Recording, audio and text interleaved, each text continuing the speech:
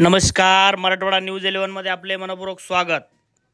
पवारावर टीका करणं फडणवीसाकडून का टाळलं जात आहे, सविस्तर व्हिडिओ जाणून घेण्या अगोदर तुम्ही जर चॅनलवर नवीन असाल तर चॅनलला सबस्क्राइब करा, बेल आयकॉन बटन प्रेस करा, म्हणजे येणारे अपडेट तुम्हाला सर्वात आधी आमच्या चॅनलवर बघायला मिळेल। 2019 ते 2024 ही 5 वर्षे राज्याने अनेक राजकीय उलथापालथी पाहिल्या।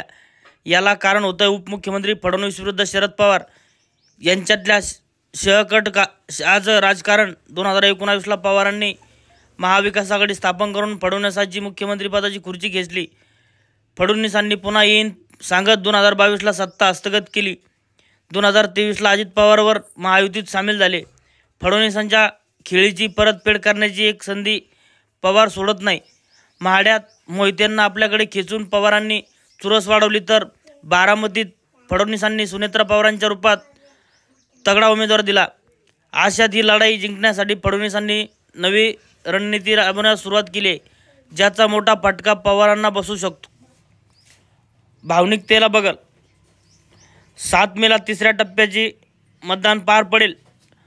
फडणवीस आणि शरद पवारांनी जोरदार सभा घेण्याच्या सुरुवात केली आहे। मागील काही दिवसापासून निवडणुकीतील अनुभवाचा वापर त्यांनी केला आहे।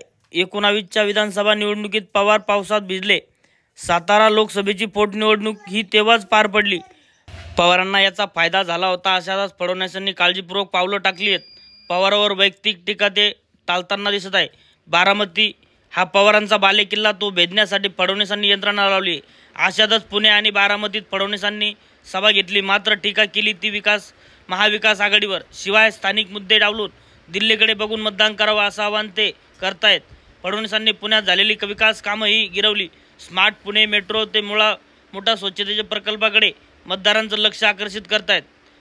या मुद्द्यावर निवडणूक लढवतात। अजित पवारांनी महायुतीत प्रवेश केल्यानंतर राष्ट्रवादीत फूट पडली। काही मोजकेच नेते आता पवारांसोबत आहे। शिवाय पक्षाचं चिन्हही आणि नावही अजित पवारांना मिळालं। अशातच बंडखोरीला पवार एकटेच तोंड देत असल्याचं पाहायला मिळतंय। पवारांकडून सहानुभूतीच्या राजकारणाचे प्रयत्न होत आहेत। दुसऱ्या बाजूला फडणवीसांना ही निवडणूक केंद्रातील मुद्द्यावर न्यायची आहे।